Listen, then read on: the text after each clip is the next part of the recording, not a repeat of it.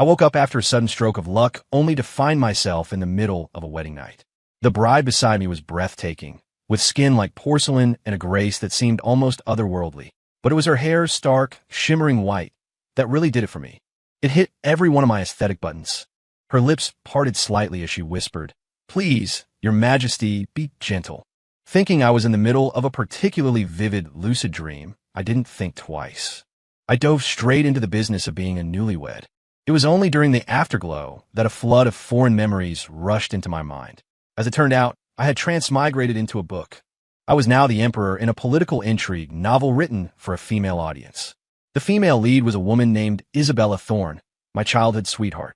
The original version of me was her ultimate simp, while Isabella's heart actually belonged to my younger brother, Julian. I put political intrigue in quotes because the so-called plot was really just the original emperor losing his mind over Isabella. To keep her happy, he neglected the state, executed every loyal advisor who dared to call her a seductress, and ran the country so far into the ground that rebellions were popping up like weeds.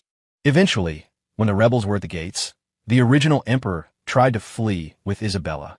She looked him in the eye and said, "I never loved you. I'd rather die at the hands of the rebels than run away with you." Unable to handle the truth, the original guy committed suicide on the spot. After his death, Julian took the throne with the people's support, held the city until reinforcements arrived, and crushed the rebellion. The guy basically fell into the presidency. Meanwhile, Isabella faked her identity, married Julian as the second daughter of the Thorne family, and became the first lady. After processing the plot, I couldn't help but scoff. Was the original guy brain dead? You're the emperor. Who cares about a high school crush when you have a mandate of heaven? Whatever. What's done is done. I decided to get some sleep. I looked at the empress beside me and pulled her into my arms. These old-fashioned estates didn't have central heating, and it was freezing. I had to use my wife as a human space heater. In my past life, I've been a single guy for 20-something years. The closest I'd come to holding a girl's hand was during a mandatory school dance. I'd never known what it felt like to sleep next to someone. Honestly, it was pretty great. Looking at her beautiful face and realizing she was the first woman I'd ever been with. In 2 lifetimes, I couldn't help but steal a few kisses while she slept. But I forced myself to stop. I'm the emperor now. I have to stay cool. The next morning, I woke up and stretched, which nudged Eleanor Vance awake. "Your Majesty," she murmured. I looked at her, my gaze lingering on that striking white hair. Eleanor's father had been the supreme general of the Union, and her entire family was legendary for their loyalty. The marriage had been arranged by the previous emperor before he passed away. The original me had wanted Isabella to be empress, so I delayed the wedding for years. 2 years ago, Eleanor's father and her 7 brothers led an army against the Northern Dominion. They won a massive victory, but her father and 6 of her brothers died on the battlefield. 7 went out, only 1 came back. The Vance family was left with 1 son and a house full of widows and orphans. That was the night Eleanor's hair turned white from grief. The original emperor wanted to use her hair as an excuse to call off the wedding, or at least demote her to a common mistress. But the queen mother threatened him with the late emperor's will, and the cabinet ministers practically staged a sit-in. He was forced to marry her. In the original timeline, to prove his devotion to Isabella, the emperor made Eleanor sleep on the floor on their wedding night and never touched her. Eventually, unable to take the humiliation, Eleanor killed herself less than a month after entering the palace. Her brother came to demand an explanation, was assassinated by the Secret Service, and the border armies mutinied. It was a level of incompetence that would make the worst leaders in history look like geniuses. Noticing me staring at her hair, Eleanor's face went pale. She instinctively tried to cover it. I reached out, caught her hand, and said softly, "Don't hide it." "Does Your Majesty not find my white hair repulsive?" she asked, her voice tinged with a deep, quiet sadness. I suddenly remembered that the original guy had called her a white-haired freak to get out of the wedding. It was disgusting. Setting everything else aside, the Vance family sacrifice was the kind of thing people should be building monuments to for 1,000 years. Their men die for the country, and you call their daughter a freak? You're worse than an animal. But as the current emperor, an apology was out of the question. Besides, the guy who called her a freak wasn't me. So I spoke up. "You should know that this marriage was ordered by the late emperor. It wasn't my choice." Her face turned even whiter, her body trembling slightly. I shifted my tone. "But you are the empress now. As long as you fulfill your duties, you will always be the empress. And our future children will be the heirs to the throne." Eleanor snapped her head up, her eyes wide with disbelief. Does your majesty mean that?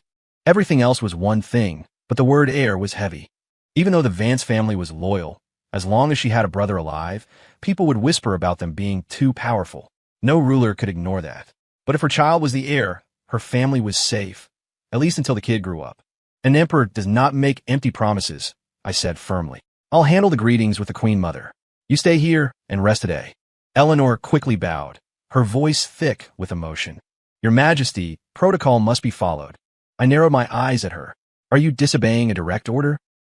I wouldn't dare, she whispered, lowering her head. Satisfied with her obedience, I nodded. After paying my respects to the Queen Mother, I headed to the West Wing to start looking at the state papers. It was my first day as an actual ruler, and I was honestly pretty hyped. Halfway there, a woman blocked my path, her attitude surprisingly arrogant. Your Majesty, Lady Thorne has urgent business to discuss with you. Please come to the Hibiscus Pavilion immediately. I looked at the woman. She was pretty enough, and a quick search of the original guy's memories told me this was Isabella's headmaid, April. I was speechless. Was the logic in this female lead world actually this broken? A mere maid dared to talk to the Emperor like that. She must have been eating way too much main character energy for breakfast. I turned to the guards and said coldly, take this disrespectful girl to the federal penitentiary. Hand her over to the inmates. April's face shifted from arrogance to pure shock.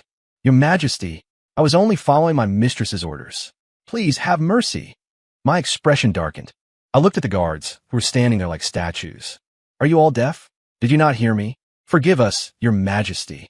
The guards hit the floor in an instant. Two of them jumped up, covered April's mouth, and dragged her away. Her muffled screams faded into the distance. My personal assistant, Leonard, took the hint and stepped forward. Your Majesty, protocol dictates that after the wedding, you should send gifts to the Empress to show your favor. It will help her manage the household and keep the other ladies in line. He paused, adding cautiously, should I? I looked at Leonard for a moment. Finally, a normal person in this palace. Someone who actually knew how to anticipate my needs. Handle it, I told him. Pick something classy. Send it over, and let me know what you chose later. Understood, sir. Inside the Hibiscus Pavilion, Isabella Thorne sat in front of her vanity, her face cold as she put on her makeup. Oh, ma'am, her other maid, Autumn, pleaded. When the Emperor arrives, please just give him a smile. Isabella remained indifferent. If I have to sell my smiles to a man, how can I be happy? Autumn cursed her in her head. If you're so unhappy, why did you send someone to fetch him? You just want to make sure you're still more important than the new Empress. What a drama queen. But she didn't dare say it out loud. She just patiently coaxed her. Ma'am, the Emperor only has eyes for you. The other women would kill for this. You should take this chance to provide an heir. What will you do when you're older and he finds someone new? Isabella sighed dramatically. Who cares about his affection? He forced it on me against my will. Just then, an attendant burst in. Mom, something terrible has happened. Isabella frowned. Keep your voice down. What is it? April offended the Emperor. He sent her to the federal prison, to be given to the inmates. Isabella stood up abruptly, her composure shattered. What are you talking about? How could Arthur treat April like that? The attendant kept bowing his head. It's the truth. Please, you have to save her. It'll be too late if you don't. Isabella marched out of the room. After she left, Autumn turned to the attendant and whispered, You in April. The attendant lowered his head, blushing, but his eyes were full of worry. I was in the West Wing, going through piles of documents. Most of them were filled with hundreds of words of fluff that boiled down to 2 sentences of actual information. I was annoyed. Not even the worst web novelists would dare to pad their word counts this much. I made a mental note to reprimand these officials. Anyone who wrote this much filler was getting their pay docked. Ma'am, you can't go in there. The noise outside caught my attention. Leonard, what's going on? It's Lady Thorne, Your Majesty. She's demanding to see you. Before Leonard could finish, Isabella had already burst through the doors. The guards and attendants outside were just going through the motions. They didn't actually dare to stop her. In the past, anyone who tried to block Isabella ended up fired or worse. Arthur, you petty coward. You can't have my heart, so you take it out on my maid. Do you think this will make me submit? You're wrong. This just makes me hate you more. As soon as she finished, everyone in the room dropped to their knees. Insulting the Emperor was something Isabella dared to do, but it was something the staff dared not hear. I looked at her. She was beautiful, arguably even more so than the Empress. Too bad she didn't have a brain. Leonard, I said, my voice cold. Slap her. Leonard looked up, hesitating. If he slapped her, and I changed my mind later, he was a dead man. But if he disobeyed a direct order now, he was also a dead man. Why is my life so hard? Leonard thought, but he stood up and walked toward her. Isabella's eyes went wide. Arthur, you actually dare to hit me. I see what kind of man you are now. You're just throwing a tantrum because you can't have me, aren't you? She turned to Leonard. You're a nobody. You wouldn't dare touch me. Slap. The sound cut her off. Then came another, and another. Slap, slap, slap, slap. I felt a little better. Looking at Isabella's red, swollen cheeks, I waved my hand. Take Lady Thorne back to her pavilion. She is grounded for a month. She is not to leave her room without my express permission. After she was gone, I still felt a lingering anger. If Isabella wasn't useful for getting rid of Julian later, I would have had her executed on the spot for that outburst. Did she have any idea what high treason actually meant? But since I couldn't kill her yet, I needed to vent elsewhere. Leonard, are there any reports regarding Lady Thorne's family? Yes, Your Majesty. Quite a few. I flipped through the files on the Thorne family, and my anger flared again. Setting aside the corruption, Isabella's brother had a habit of dining at expensive restaurants without paying and then kidnapping the owner's daughters. These are my citizens. How dare these punks act like this? Bring the Thorne men to me. When Marcus Thorne and his son arrived, they gave a half-hearted bow, waiting for me to tell them to stand. I didn't say a word. I let them kneel. Eventually, I grabbed a dozen reports and threw them at their feet. Lord Thorne, these are the charges against you and your son.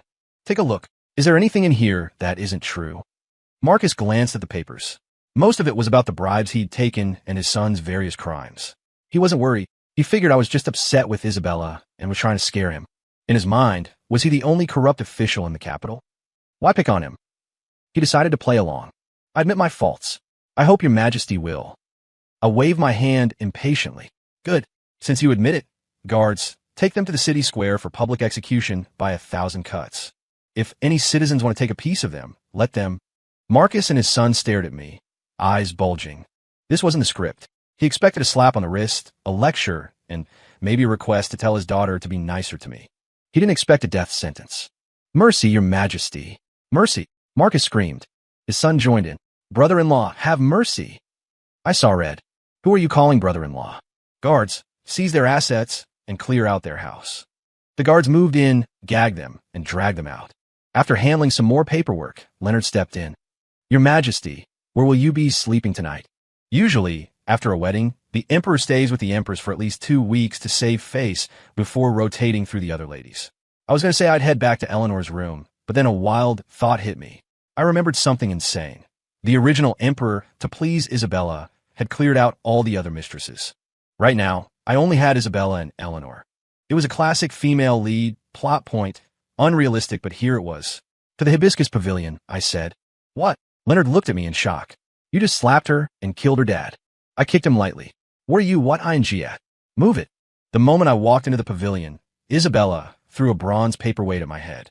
If that had connected, I'd be dead. You monster. You actually dare to show your face here. Her eyes were bloodshot, her face twisted with rage. I am the emperor. There is nowhere in this palace I cannot go, I said calmly. Prepare yourself. You're fulfilling your duties tonight. That's right. I came here for exactly that. The original guy was so pathetic that he slept on the floor because Isabella said no, and then he cut his own finger to fake the blood on the sheets to protect her reputation. I was here to finish what he couldn't. She was my mistress. She was going to act like one.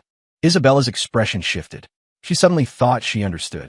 Arthur was doing all this, killing her family, slapping her, just to force her to submit. As long as she stayed strong, he'd eventually go back to being her loyal dog. She lifted her chin. Never. I will never submit to you, Arthur. Don't even dream of it. Guards, tie her to the bed. As the guards tied her down, she kept screaming, Arthur, you might have my body, but you'll never have my heart. I roll my eyes. Who wants your heart? I just want your compliance. An hour later, I looked at the sheets and nodded.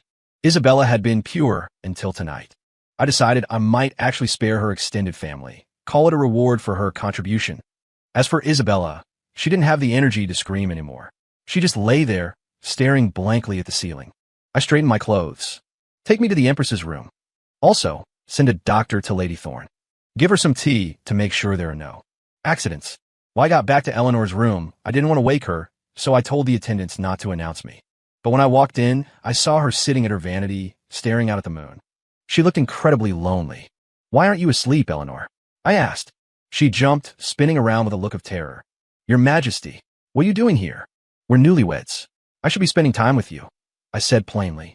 She bit her lip, hesitating. "But, didn't you go to the hibiscus pavilion?" I arched an eyebrow. "Are you jealous?" "No," she said stubbornly, looking away. I chuckled and offered a casual explanation. "Isabella's father and brother were executed today for corruption and murder. I went to comfort her." I started unbuttoning my coat. Eleanor reacted quickly, stepping forward to help me, though her hands were shaking. Her head was probably spinning. Who executes someone's family and then goes to comfort them? The logic was beyond her. After we got into bed, I just lay there.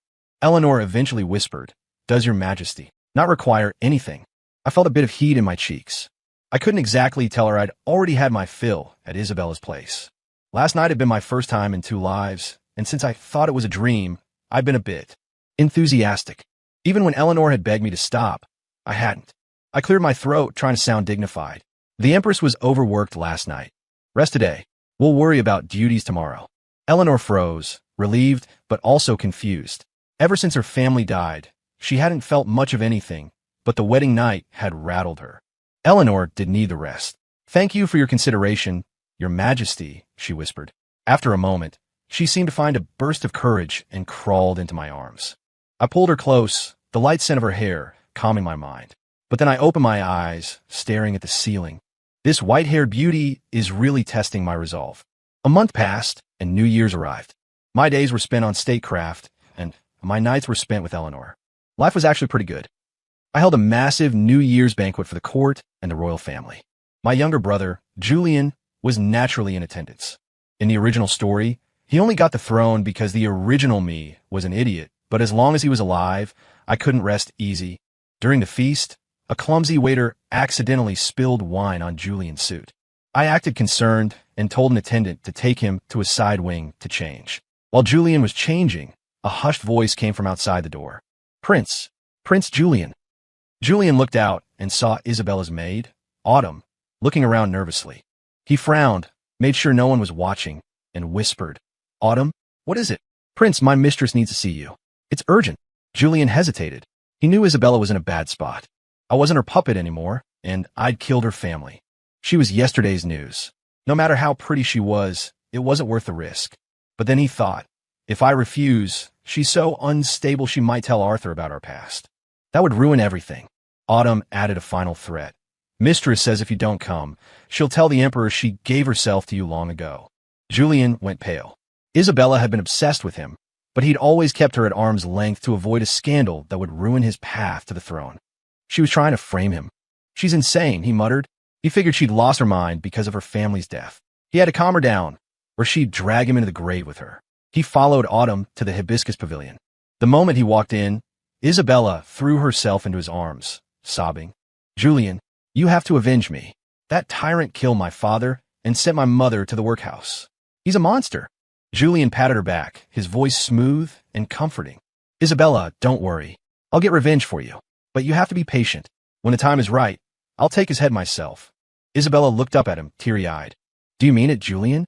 "Of course. When have I ever lied to you?" "I believe you," she whispered. Then she started unbuttoning his shirt. "Julian, that tyrant ruined my life. I want to ruin his. Make me yours." Julian wanted to say no. The party was still going on, and he'd been gone too long. But looking at her, a dark impulse took over. He couldn't help himself. He pulled her close and started responding. Just as they were in the middle of it, the doors were kicked open. "Julian, how dare you sleep with a member of my household? Do you think I'm a joke?" I roared. Guards poured into the room, surrounding the half-dressed pair. I walked in, followed by a crowd of officials and other mistresses. Leonard slipped in behind us and extinguished a scented candle that had been burning in the room. As the scent faded, Julian's head cleared instantly. He saw Autumn standing right next to me. Isabella stared at her maid. "Autumn, you." Autumn looked down. "I'm sorry, Mung. I had to. Your Majesty only killed your father and brother. He spared the rest of your house. But you wanted to betray him? That was too much." Isabella was shaking with rage. Julian, realizing he was caught, dropped to his knees. He knew when he was beaten. "Brother, mercy. I was possessed. Please spare my life." I looked at him, almost admiring his ability to beg. But this guy was dangerous. I couldn't let him go. Isabella, on the other hand, stood tall, her eyes full of spite. Arthur, you think killing my family makes me yours? Never. I hate you. I wanted to betray you. You're the emperor, but you'll never have my love. I'll be the regret that haunts you forever. She was screaming like a banshee. I looked at her, genuinely confused. Does she really think I'm still in love with her? Take them both out and execute them, I said. The Queen Mother is here, a voice announced. The Queen Mother was my mother and Julian's. We were full brothers. Because of that, I couldn't just frame him. I'd be labeled a kinslayer.